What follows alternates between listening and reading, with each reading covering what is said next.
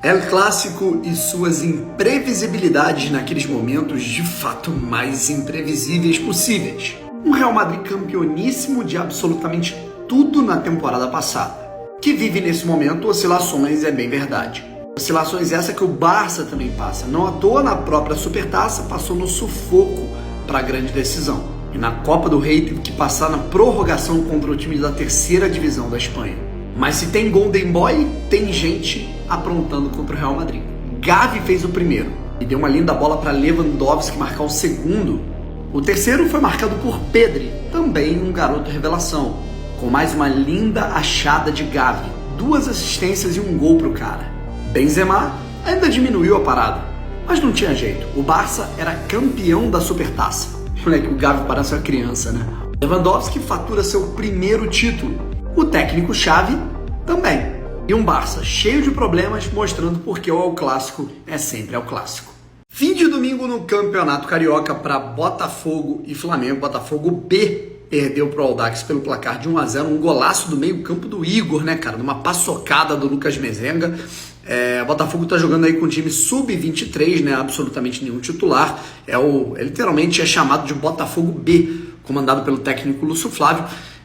Só com jogadores da equipe sub-23 que disputou o Brasileirão de Aspirantes. O Botafogo perdeu essa primeira partida pelo placar de 1-0 e deve jogar inclusive, né, a segunda rodada com os jogadores titulares. E o Flamengo, que geralmente começa, né, as primeiras rodadas com a equipe sub-20 ou com o time sub-23, logo na segunda rodada foi com o time principal.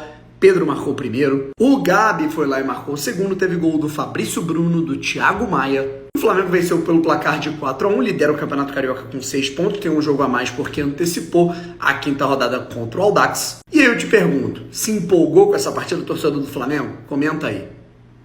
Campeonato Paulista, rapaziada, mais jogos das equipes grandes de São Paulo, né? E só deu bom pro Santos, né, rapaziada? No último sábado a gente tinha visto aí, né, que o Palmeiras empatou em 0-0 com o São Bento no Allianz Parque, né? O próprio Hendrick tinha dito aí que o Palmeiras ficou devendo. Aí o Santos, mesmo no sufoco, né, cara, tomou 1-0 do Mirassol, conseguiu a virada, né, cara, nas forças ali de toda aquela festa, né, despedida pro Rei Pelé. E aí tivemos hoje Corinthians e Bragantino, São Paulo e Ituano. Começando pelo Timão, que perdeu com o gol do Arthur. Bragantino 1, Corinthians 0, lá em Bragança Paulista. E o São Paulo, na estreia de Wellington Rato, de outros jogadores, ficou no quase, inclusive esse camarada que quase meteu um gol contra bizarro. E aí tivemos mais um 0-0 de uma equipe grande no Campeonato Paulista contra o Ituano dentro de casa. O Palmeiras já tinha empatado com a equipe do São Bento e ficou dessa maneira apenas o Santos, dentre os 4 grandes, venceu na estreia do Paulista. Olha, o Richarlison ficou putaço, mas não adiantou muita coisa não. Deu Arsenal, líder do campeonato inglês, para cima do Tottenham. E falando em goleiro, a parada começa com um gol contra do Lohri, 1-0 para o Arsenal, líder da Premier League, que está jogando muita bola. Eu particularmente estou torcendo para o Arsenal levar esse campeonato inglês, cara. E aí não tinha outro cara para meter o gol, o segundo gol para fechar o caixão para a equipe do Arsenal fora de casa contra os Spurs, Odegaard. E agora a gente pode falar que o Haaland tem sim companhia dentro da seleção norueguesa. Vou ser polêmico aqui, o melhor norueguês atualmente do campeonato inglês, cara. E aí no fim das contas teve polêmica entre o Richarlison e o goleiro do Arsenal, Ramsdale, que virou para a torcida do Tottenham e beijou o escudo do Arsenal. O Richarlison não gostou nem um pouco, foi lá tirar satisfação, teve confusão. Ele afirmou em entrevista depois que se ele quisesse comemorar e fazer gracinha, que ele fizesse com a torcida do Arsenal, não com a do Tottenham. No fim das contas, melhor pro Arsenal, líder da Premier League. Foi filmado pela torcida do Tottenham um momento em que Richarlison não cumprimenta Martinelli, que esticou a mão para cumprimentá-lo depois de uma confusão entre os dois, e ele se recusou a apertar a mão do companheiro de seleção brasileira. Richarlison esquentou demais a cabeça nessa derrota do Tottenham para o Arsenal por 2-0, arrumou confusão com o goleiro do Arsenal depois do jogo. Não quis cumprimentar o Martinelli depois que ele saiu não, confere aí. Mas antes me segue aqui no Maisinho, que eu sou o Brown, tem futebol todo dia aqui no meu perfil. E muito obrigado, chegamos aos 7.000 inscritos lá no canal do Brown, que está tentando reconstruir, então me segue lá.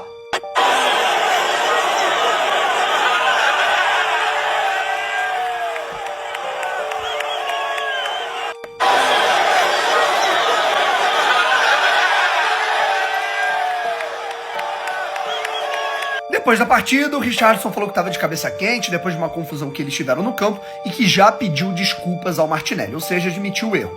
E aí, você jogando bola também não aceita perder assim igual o Richarlison? Comenta aí. A festa das mulheres e das crianças no Couto Pereira na estreia do Coritiba na temporada 2023. Já tínhamos mostrado aqui uma decisão do TJD do Paraná, não de fechar os portões por conta de uma confusão de torcidas no jogo do Coritiba, nos jogos do Atlético Paranaense, mas autorizarem a entrada apenas de mulheres e crianças de até 12 anos. Muita paz nas arquibancadas, inclusive mulheres conseguindo amamentar os seus filhos ali de boa, cara. Muito maneiro.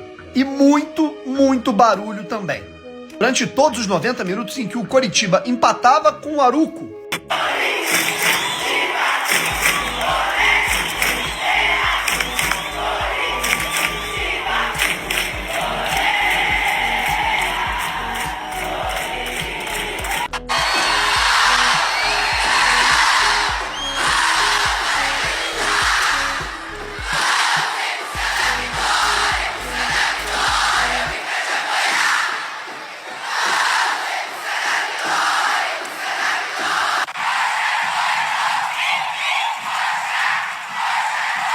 Até a explosão do gol marcado por Aleph Manga aos 44 do segundo tempo, flagrada pela repórter Juliana Fontes. Sério, cara, que ideia incrível, muito melhor que portões fechados, que mostra muito a participação feminina no consumo do nosso futebol.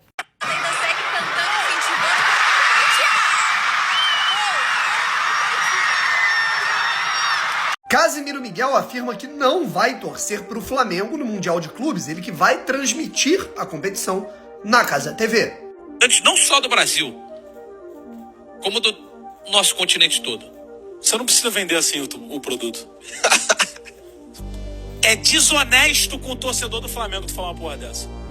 Eu vou torcer contra o Flamengo, mas na bancada vai ter gente torcendo a favor. E um ídolo do Flamengo também já joga aqui. Joguei. Rolaram publicações de canais rubro-negros a respeito disso, né? E obviamente muitos torcedores do Flamengo ficaram irritados, xingaram o Casimiro, enfim. Aí depois ele comentou isso aqui: vou fazer o quê? Sou o Vasco, não tem como torcer a favor. Prefiro ser honesto. Isso não significa que a transmissão não vai ser profissional. Não sou um maluco de estragar o produto da minha live fazendo piada por rivalidade. A Cazé TV não é o Casimiro. E como falei, ao vivo, terão 2 representantes do Flamengo na transmissão. Tenho certeza que todos irão curtir. E quem não quiser ver, está totalmente no direito. E assim, gente, não sejam ingênuos nem infantis, né, cara? Todo mundo tem um time, todo mundo tem um rival, todo mundo torce contra alguém ou a favor. Inclusive, narradores e comentaristas que estão ali da bancada. Mas quando eles estão ali exercendo o trabalho deles, eles têm que ser profissionais, independente daquilo que eles preferem. Meu caso aqui, sou botafoguense pra cacete, né? Vou torcer pro Flamengo num jogo? Não. Mas se o Flamengo ganha, tem análise, tem crônica, tem parabenização, tem enaltecimento aos jogadores que foram bem. Isso é o mais importante, não o time que eu torço. É muito mais honesto que ficar escondendo. Meus amigos, o PSG tá pedindo para se complicar no campeonato francês, não vive boa fase. Rennes 1, PSG 0, derrota fora de casa. E agora a diferença pro segundo colocado na Ligue 1 cai para 3 pontos apenas. 3 pontos de vantagem sobre o Lens, que inclusive venceu o PSG nas últimas semanas, e 5 pontos de vantagem apenas para o Olympique de Marseille, que é o terceiro colocado, com 42 pontos. Neymar nessa partida passou em branco, Messi também passou em branco, e o Mbappé tá naquele recesso, né, cara? Ele preferiu voltar antes e continuar jogando pela equipe do PSG depois da final da Copa do Mundo contra a França, e tirar o recesso depois. A TNT Sports lembra bem aqui, ó. Tá chegando. Dia 14 de fevereiro, daqui um mês, teremos PSG. Essa fala aqui da presidente do Palmeiras, Leila Pereira, gerou polêmica entre os alviverdes. E tá aqui, ó. O Palmeiras vendeu muito bem, mas vou comprar quando for necessário. Leila, obviamente, se refere à venda de Danilo, né, que foi vendido por mais de 100 milhões de reais ao Nottingham Forest da Inglaterra. Só que se você pegar aí o outro desfalque, né, desse meio campo, que deixou o Palmeiras, que foi Gustavo Scarpa, saiu de graça. O Palmeiras não se atentou, perdeu ali o timing da renovação.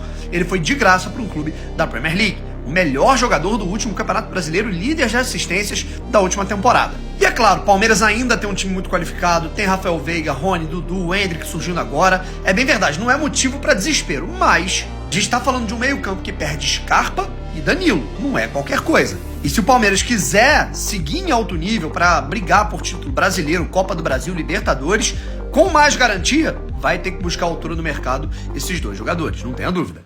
Qual é, mano? Quem lembra dessa aqui, cara? Essa foi muito boa. O viciado em futebol lembrou da apresentação do Paulinho no Santos, e aí lembraram o caso de indisciplina dele no Flamengo, né? Que ele foi pego na balada, enfim, o bonde da Estela. E aí o Paulinho simplesmente quebrou o repórter no argumento, irmão. Não tem o que falar, cara. Vamos acompanhar essa resposta absolutamente sensacional. Você lembra desse momento? Confere aí. Eu sou o Brown, me segue Tem Futebol todo dia aqui no meu perfil. E muito obrigado por chegarmos aos 7.000 inscritos lá no nosso canal. O link tá na bio, dá essa moral aí. É um canal que a gente tá tendo que reconstruir, tá tendo live toda semana por lá. Sua qualidade técnica ninguém discute, mas as informações que a gente recebe do Rio, que dentro de campo você correspondia, mas fora de campo dava trabalho em relação a exageros na noite. Exageros na noite, o que será que ele vai responder? Queria saber se você admite esse exagero, vai pensar em mudar, ou você não concorda com isso? Não, nunca me pegaram na noite. Você pode ver as fotos que saíram, todas de dia. Então... Caralho, gênio! Gênio! Falam que eu quebrou, fico na irmão. noite, mas é em casa. Vitória do Criciúma no sorteio. O Criciúma bateu o Guarani no sorteio da CBF, realizado na sede da entidade, e vai disputar a Copa do Brasil de 2023. A gente já tinha feito uns 2, 3 vídeos aqui no nosso perfil, no nosso canal, informando que como o Guarani e Criciúma estavam completamente empatados no ranking da CBF, ia haver um sorteio para saber quem participaria e quem não participaria da Copa do Brasil de 2023. Teria apenas uma vaga e ela ficou com o Criciúma. Tá aí, ó, o sorteio, o escudo e o nome do Criciúma, do Tigre, e eu vou mostrar aqui pra você essas imagens desse sorteio. Podia ter rolado um jogo entre as duas equipes, né, cara? Mas, se liga aí, festa da torcida do Tigrão que vai jogar a Copa do Brasil, lamenta a torcida do Guarani. Sortear a bola agora.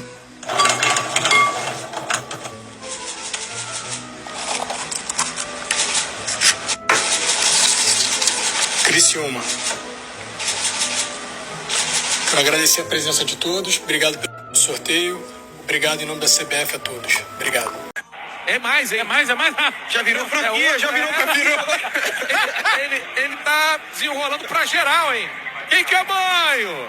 Dança, torcedor menino. O Rogério Ceni assustou, digamos assim, se não irritou, no mínimo deixou o torcedor de São Paulo um pouco amedrontado a respeito da temporada 2023. Eu até concordo num certo ponto com ele, né, cara, que outros clubes estão fazendo investimentos muito altos, que o São Paulo não pode fazer. Até deu ali uma alfinetada, que eu acho um problema do Rogério Ceni, que ele... eu acho que roupa suja se lava em casa, né, cara? Eu acho que ele externa muito as coisas. Reclamando ali um pouco de ter perdido a concorrência, por exemplo, do Mendonça pro Santos, e falando da aposta de conseguir, né, correr por fora, apostando no coletivo com contratações mais modestas. Chegou a falar da ausência do jogador de velocidade, você contratou o Wellington Rato e o Pedrinho, que apesar de não serem top, são jogadores de velocidade. Confere aí o vídeo. Rogério Ceni tá certo? Comenta aí. Nós temos Bahia virando SAF, Cruzeiro SAF, Vasco SAF. Foi o Vasco que contratou o Léo, né? 16 milhões no Léo Vasco pagou. O Botafogo contrata aí, tem contratado bastante jogadores. O Flamengo é muito forte. O Fluminense já era um ótimo time, contratou só do Atlético, Keno, Guga. Mas o Fluminense, então eu vejo os 4 cariocas muito bem. Vejo o Santos trouxe o Mendonça, que nós queríamos, o Santos conseguiu trazer. Palmeiras já é forte por natureza e está com dinheiro agora para trazer jogadores. Corinthians conseguiu agora em definitivo o Yuri Alberto, a gente acompanha os noticiários, né? Inter e Grêmio, o Grêmio trouxe o Soares, 2 pau por mês.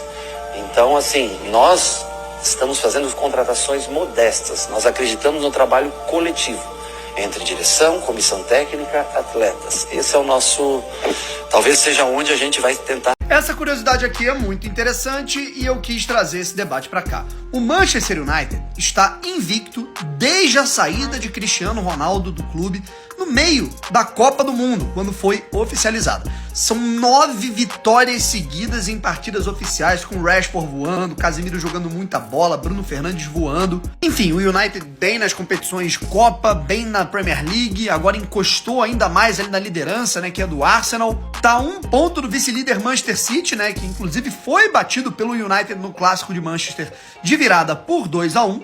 O time do Erik ten Hag jogando fino da bola, muita gente falando que a maldição do lado vermelho de Manchester acabou completamente. E aí eu te pergunto, tem influência na série do Cristiano Ronaldo? Eu acho que em alguma escala sim, por conta do aspecto do time. O time fica mais móvel, tem mais mobilidade, o ambiente pode ter ficado mais leve por conta dos desentendimentos, mas é muito verdade dizer o seguinte, o Manchester já estava mal muito antes da saída do Cristiano Ronaldo, da chegada do Cristiano Ronaldo.